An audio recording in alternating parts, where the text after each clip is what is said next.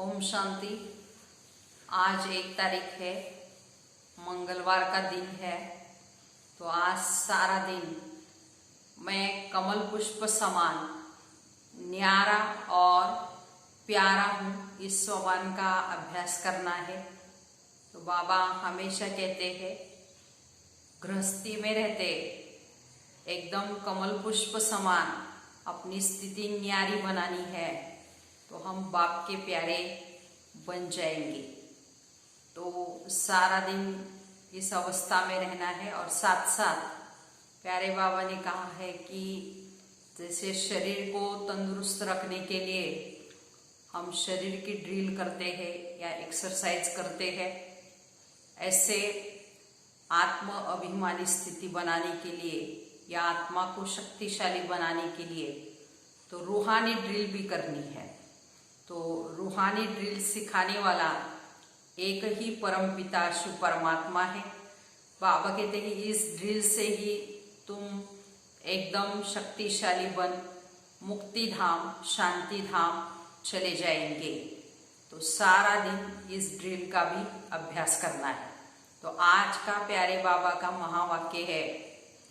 बाबा कहते हैं मीठे बच्चे, तुम अभी रूहानी बाप द्वारा रूहानी ड्रिल सीख रहे हो। इस ड्रिल से तुम मुक्ति धाम शांति धाम में चले जाएंगे। प्रश्न है, बाप बच्चों को पुरुषार्थ कराते हैं, लेकिन बच्चों को किस बात पे बहुत ही स्ट्रिक्ट रहना चाहिए?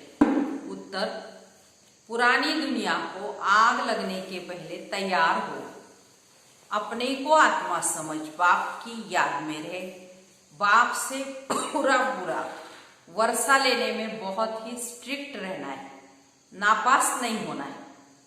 जैसे वो स्टूडेंट नापास होते हैं तो पछताते हैं, समझते हमारा वर्ष मुफ्त में चला गया। कोई तो कहते नहीं पढ़ा तो क्या हुआ, लेकिन तुम्हें बहुत स्ट्रिक्ट रहना है।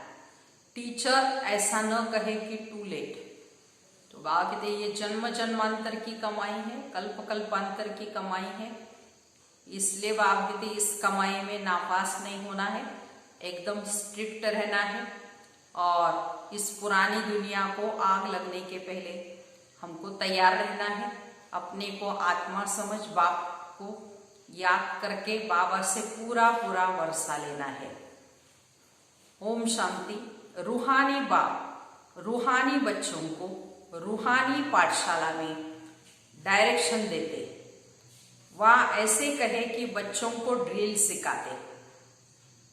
जैसे टीचर डायरेक्शन देते हैं वह ड्रिल सिखाते हैं ना, तो ये रूहानी बाप भी बच्चों को डायरेक्ट कहते हैं। क्या कहते हैं? मन मना भव। जैसे वो कहते हैं अटेंशन प्लीज, तो बाबा कहते हैं मन मना भव। ये जैसे हर एक अपने ऊपर मेहर करते हैं, तो बाबा कहते बच्चे बाप को याद करो, माँ में एकम याद करो, ओ शरीरी बन जाओ। ये रूहानी ड्रिल रूहों को रूहानी बाप ही सिखाती है। तो वह है सुप्रीम टीचर। तुम हो नायब टीचर। तुम भी सबको कहते हो कि अपने को आत्मा समझो, बाप को याद करो, देही अभिमानी भव। तो मन मना भव का अर्थ भी किए है। तो डायरेक्शन देते हैं बच्चों के कल्याण के लिए। खुद किसको? बाबा कहते खुद किससे? वो बाबा कहते मैं सीखा नहीं हूं, और तो सब टीचर खुद सीख कर फिर सिखाते। तो यहाँ तो कहा स्कूल आदि में पढ़कर, बाबा कहते मैं सीखा हुआ नहीं हूं। तो ये सिर्फ सिखाते हैं, कहते मैं तुम रूहों को रूहानी ड्रिल सिखाता हूं। वो जिस्मानी बच्चों को जिस्मानी ड्रिल सिखाते। उनको ड्रिल आदि भी शरीर से ही करनी होती है। तो इसमें तो बाबा कहते शरीर की कोई बात नहीं। तो बाप कहते हैं मेरा कोई शरीर नहीं, मैं तो ड्रिल सिखाता हूँ, डायरेक्शन देता हूँ। तो उनमें ड्रिल सिखाने का ड्रामा अनुसार बाबा कहते पार्ट भरा हुआ है, सर्विस भरी हुई है। आते ही ड्रिल सिखाने हैं, तो तुमको तमो प्रधान से सतो प्रधान बनना है। ये तो बहुत सहज सीढ़ी बुद्धि में है। कैसे 84 का चक्कर लगाए नीचे ऊपर होते हैं। अब बाप कहते तुमको वापिस जाना है। ऐसे और कोई भी अपने फॉलोअर्स को या स्टूडेंट को नहीं कहेंगे कि रूहानी बच्चों को अब वापिस जाना है, सिवाय रूहानी बाप के। बाबा कहते इन बातों को कोई भी समझा न सके। बच्चे समझते हैं अभी हमको वापिस जाना है, ये दुनिया बहुत ही तमो प्रधान है। तो हम सतो प्रधान दुनिया के मालिक थे, फिर 84 का चक्कर लगाए, तमो प्रधान दुनिया के मालिक बन गए। तो यहाँ दुख ही दुख है। तो बाप को कहते हैं दुख हरता और सुख करता, अर्थात तमो प्रधान से सतो प्रधान बनाने वाला एक ही बाप है। तो तुम बच्चे समझते हमने बहुत सुख देके है। जैसे राजा की वो याद नहीं है, परंतु एम ऑब्जेक्ट सामने है। वह है फूलों का बगीचा, हम है कांटे से फूल बन रहे हैं। तो तुम ऐसे नहीं कहेंगे कि कैसे निश्चय करें। तो अगर संशय है तो बाबा कहते संशय बुद्धि विनश्यन्ति। स्कूल में पैर उठाया तो पढ़ाई बंद हो जाएगी, पद भी विनश्यन्ति हो जाएगा। स्कूल से पैर उठाया तो बहुत घाटा पड़ जाता है, प्रजा में भी कम पद पाएंगे। मूल बात है सतो प्रधान पूज्य देवी देवता बनना है। अभी तो देवता नहीं होना।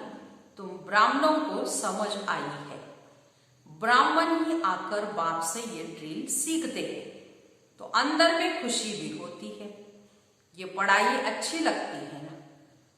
भगवान वाच्य भल उन्होंने कृष्ण का नाम डाल दिया है, परंतु तुम समझते कृष्ण ने ये ड्रिल सिखाई नहीं, ये तो बाप सिखाते।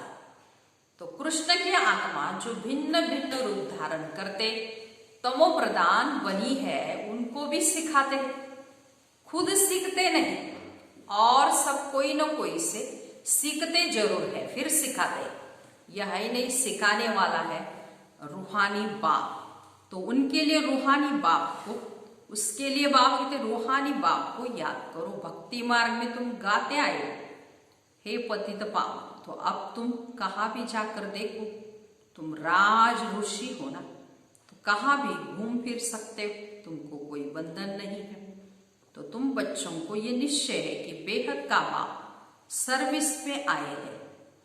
तो बाप बच्चों से पढ़ाई का उजरा कैसे लेंगे? फिर टीचर के ही बच्चे होंगे तो फ्री ही पढ़ाएंगे ना। तो ये भी फ्री पढ़ाते, ऐसे मत समझो हम कुछ देते हैं, ये फीस नहीं है। तो तुम देते कुछ नहीं हो, ये तो रिटर्न में बहुत लेते हो। या तो मनुष्य दान पुण्य करते हैं, समझते हैं, और रिटर्न में हमको मिलेगा दूसरे जन्म में। तो वो अलग का क्षण भंगुर सुख मिलता है, फल मिलता है दूसरे जन्म में, परंतु वो नीचे उतरने वाले जन्म में मिलता है। सीढ़ी उतरते आते हैं ना, तो अब तुम जानते हो हम भी नीचे उतरे हैं। अभी बाबा आए हैं और हमको पढ़ाई से फिर ऊंच चढ़ाते हैं। अब बाबा कहते वापिस घर चलना है, इसलिए पूरी रीति तैयारी में रहना है, क्योंकि वापिस घर जाना है। तो हमारी अब चढ़ती कला है।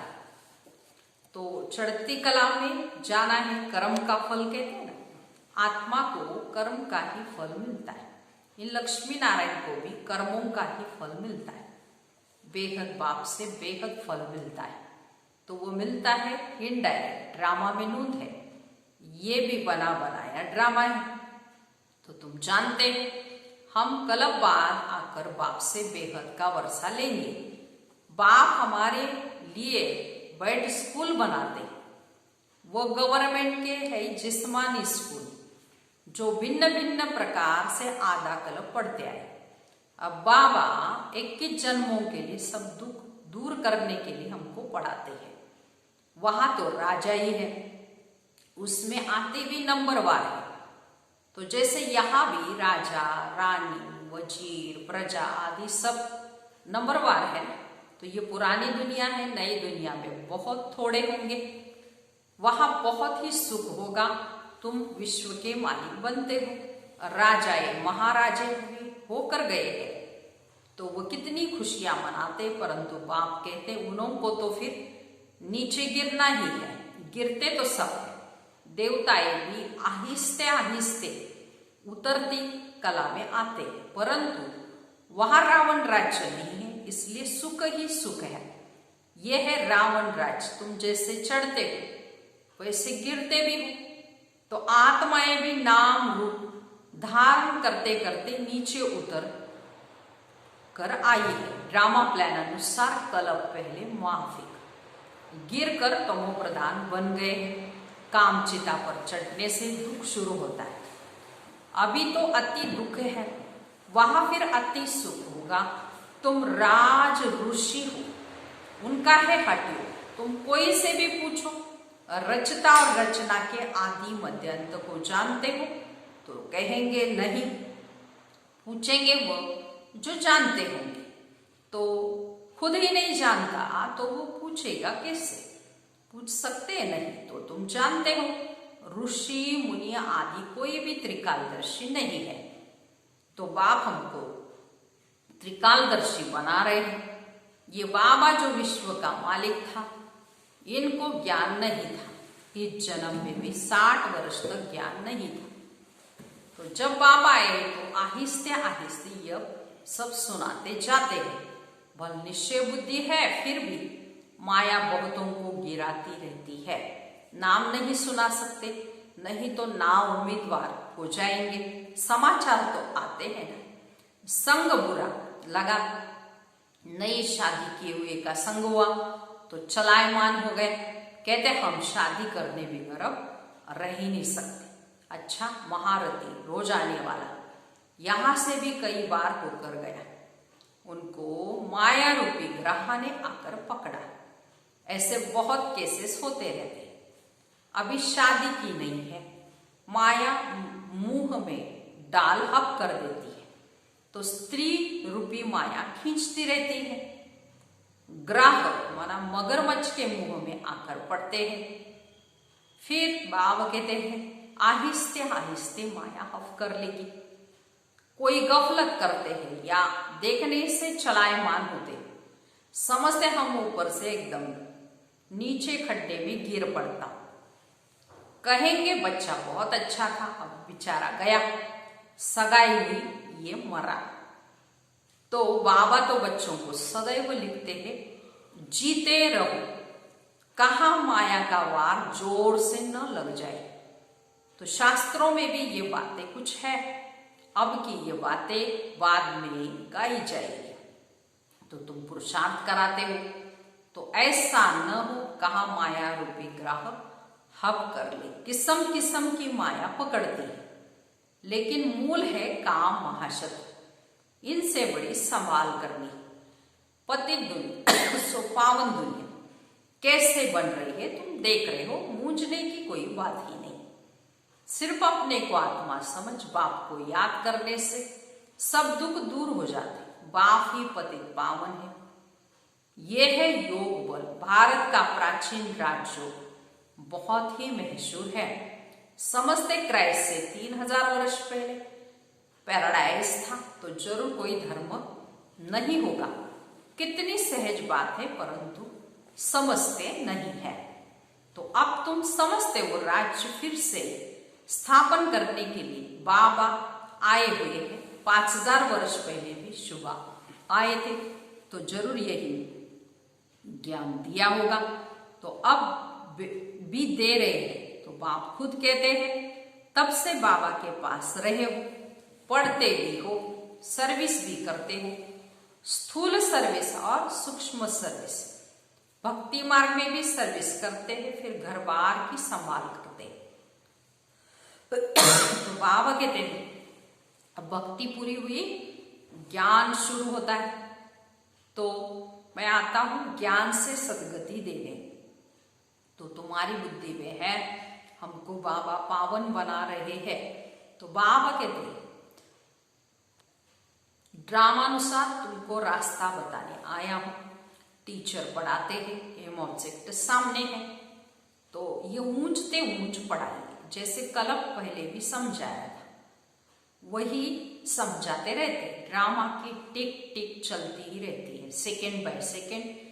जो बीता सो फिर 5000 वर्ष बाद रिपीट होगा।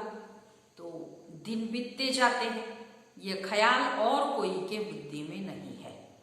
सतयुग, त्रेता, द्वापर, कलयुग बीत गया, वो रिपीट होगा। तो बीता भी वही जो कल पहले बीता था, तो बाकी थोड़े दिन है, ये लाखों वर्ष कह देते हैं। उनकी भेंट में तुम कहेंगे बाकी कुछ घंटे हैं।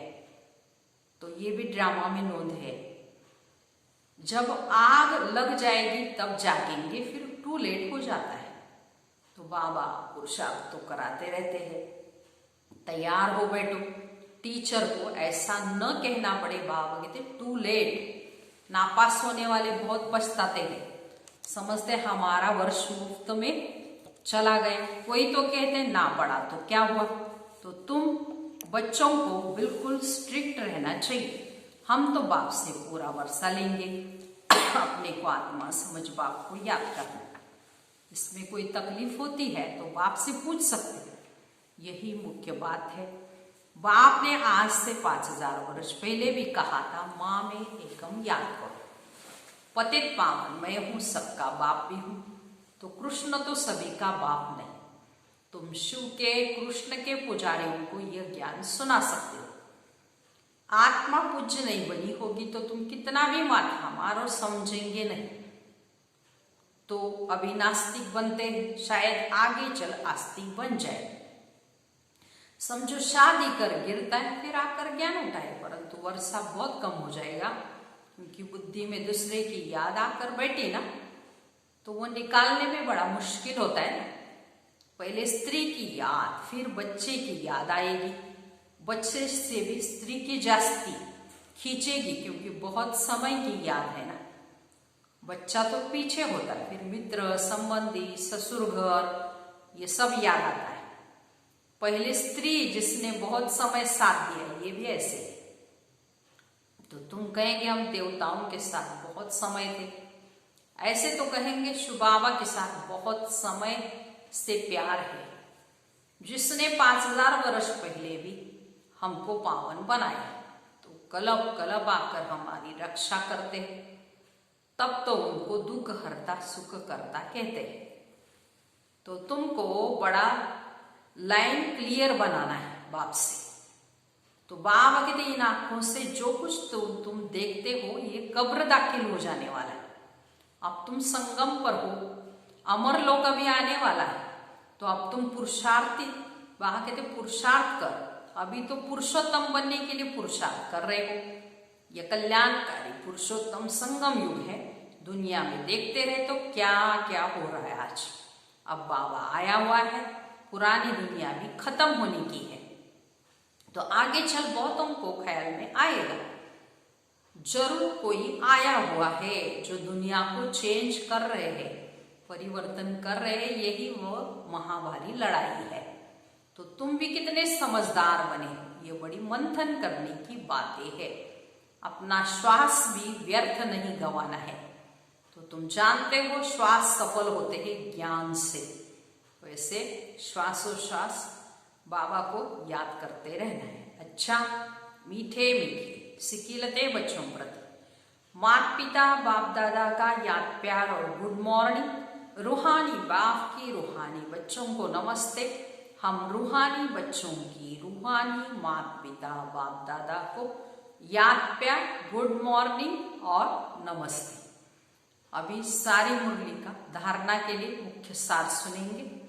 पहली पॉइंट है, माया से बचने के लिए संग दोष से अपनी बहुत बहुत संभाल करनी है।